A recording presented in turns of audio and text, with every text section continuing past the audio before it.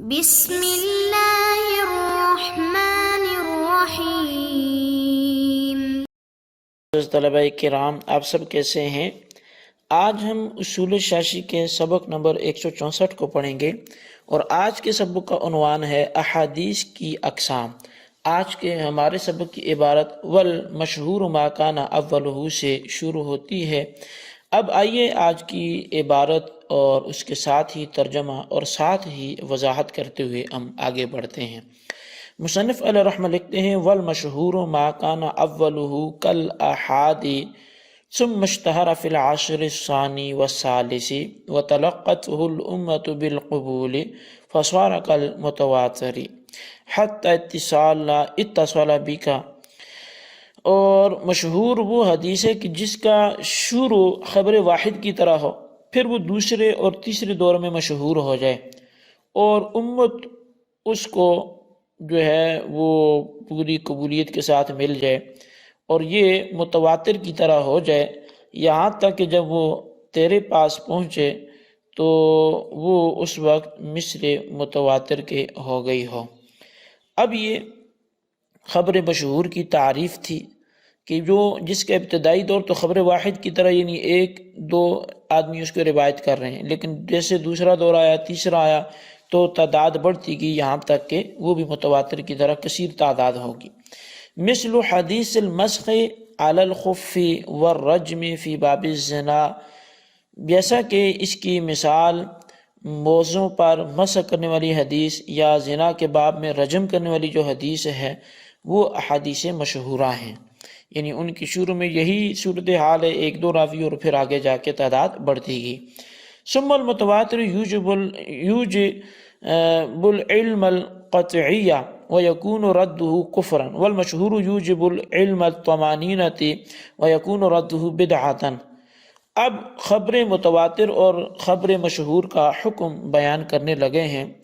کہ جو خبر متواتر ہے اس کا جو حکم یہ ہے کہ وہ علم قطعی کو واجب کرتی ہے، اور اس کا رد یعنی اس کا انکار کفر ہے،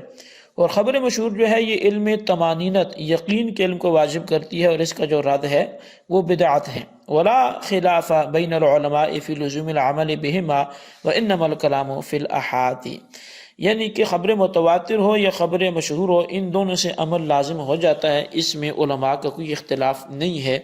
البتہ جو خبر واحد ہے اس میں سے عمل لازم ہوگا نہیں ہوگا، اس بارے میں علماء کلام کرتے۔ فنقول خبر الواحد هو ما نقله واحد عن واحد او واحد عن جماعة او جماعة عن واحد ولا عبرة للعدد اذا لم تبلغ حد المشہور۔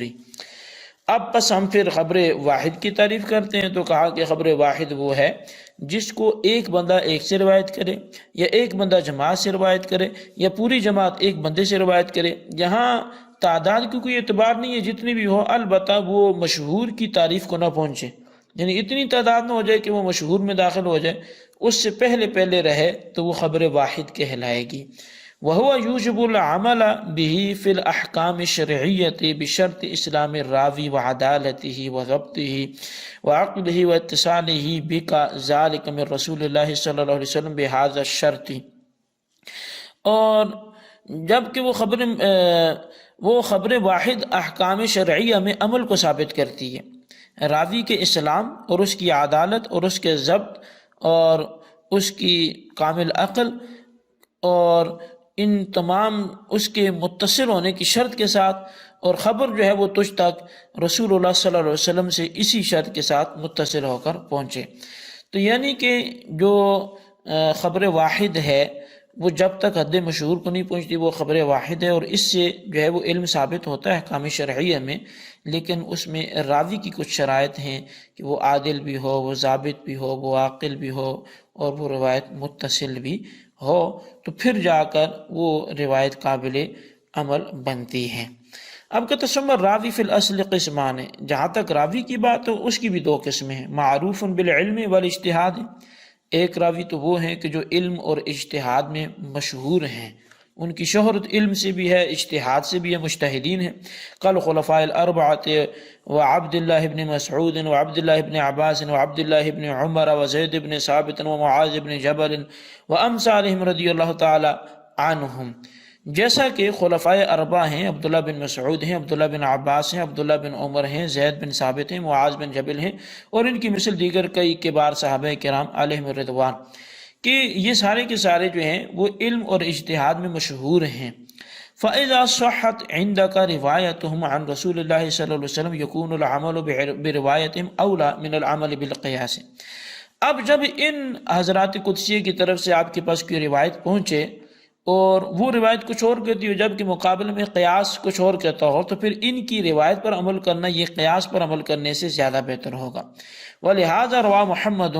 حدیث الاعرابی الذي كان في عينه سوءا في مسألة القهقهة۔ یہی وجہ ہے کہ امام محمد نے اعرابی کی حدیث کو ذکر کیا کہ جس کی آنکھ میں بیماری تھی قہقہے کے مسئلہ میں۔ وَتَرَكَ الْقِيَاسَ بِهِ، اور جب وہ حدیث ذکر کی تو قیاس کو چھوڑ دیا۔ یہ حدیث کی میں وضاحت کرتا ہوں اس کے بعد کہ پہلے یہ عبارت تھوڑی سی مکمل کر لیں۔ رویہ اسی طرح حدیث روایت کی گئی، حدیث و تاخیر النساء فی مسئلۃ المحاذات، برابری کے مسئلہ میں عورتوں کی تاخیر، یعنی اس کو آخر میں کھڑے ہونے کے حوالے سے جو حدیث روایت کی گئی۔ وترک القیاس بھی، اور وہاں بھی قیاس کو چھوڑ دیا گیا۔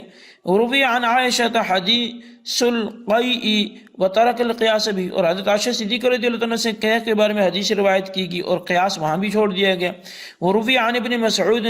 حدیث السہو بعد السلام وترک القیاس بھی، اور حضرت ابن مسعود رضی اللہ عنہ سے جو سہو والی حدیث ہے سلام کرنے کے بعد وہ روایت کی گئی اور وہاں بھی جو قیاس تھا وہ چھوڑ دیا گیا۔ اچھا، اب چونکہ ہم نے اصول پڑھا کہ جب مجتہدین اور بڑے علم والے صحابہ کرام سے حدیث مروی ہوں تو پھر وہاں پر قیاس کو چھوڑ دیا جائے گا، ان کی روایت کردہ حدیث پر عمل کیا جائے گا۔ تو اب اس میں کچھ مثالیں مصنف نے دی ہیں۔ پہلے اعرابی کی حدیث ہے، تو اس کا خلاصہ یہ ہے کہ حضور علیہ السلام ایک مرتبہ نماز پڑھا رہے تھے کہ دوران نماز ایک کمزور بینائی والے صحابی آتے آتے مسجد نبی کے گڑھے میں گر پڑے، تو باجماعت نماز پڑھنے والے صحابہ کرام میں سے بعض صحابہ ہنس پڑے۔ تو نماز فراغت کے بعد نبی علیہ السلام نے ارشاد فرمایا،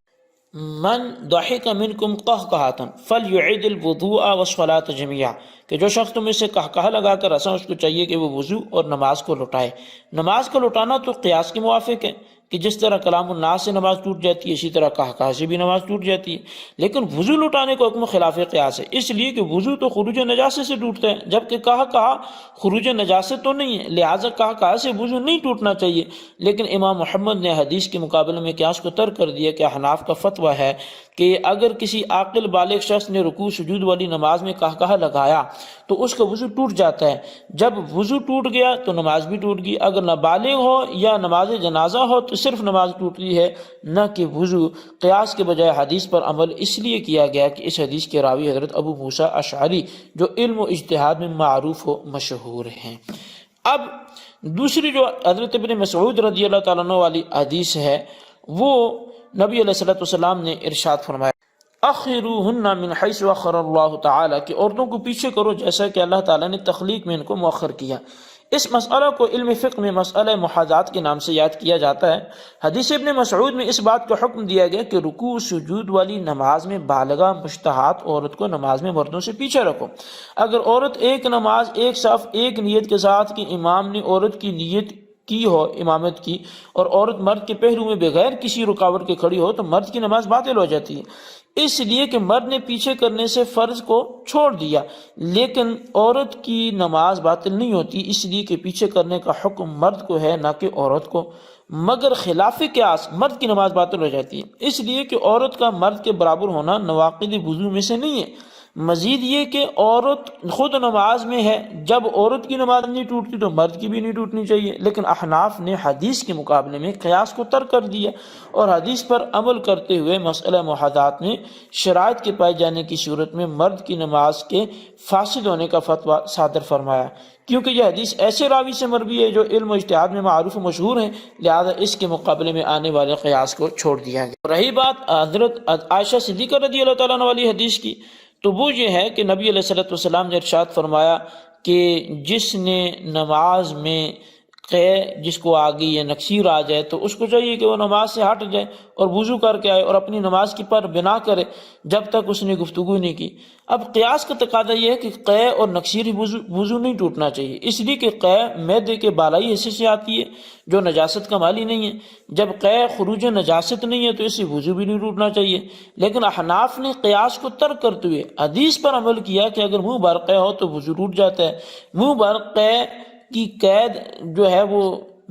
اس لیے لگائی گئی ہے کہ لفظ قے کے مطلق ہونے سے یہی مستفاد ہے۔ بہرحال یہاں اب یہ حدیث چونکہ ایک مجتہدہ فقیہہ حضرت عائشہ صدیقہ رضی اللہ تعالیٰ عنہ سے مروی ہے تو قیاس بھلے کہتا ہو کہ اس سے وضو نہیں ٹوٹنا چاہیے، لیکن جب ایک مجتہدہ کی حدیث، ایک صحابیہ جو کبار صحابہ کرام میں جن کا صحابیات میں نام ہے، جو ایک اجتہاد اور علم میں مشہور ہیں، ان کی حدیث سامنے آئی تو قیاس کو چھوڑ دیا گیا۔ اسی طرح جو مسئلہ سہو ہے وہ حضرت ابن مسعود رضی اللہ تعالیٰ عنہ سے حدیث ہے کہ لکل سہو سجدتان بعد السلام، ہر سہو کے 2 سجدے سلام کے بعد ہیں۔ اب حدیث کا تقاضا یہ ہے کہ سجدہ سہو سلام پھیرنے کے بعد کیا جائے، جبکہ قیاس کا تقاضا یہ ہے کہ سجدہ سہو سلام پھیرنے سے پہلے کیا جائے، اس لیے کہ سجدہ سہو اس نقصان کی تلافی کے لیے جو نماز میں واقع ہوا، لہذا جب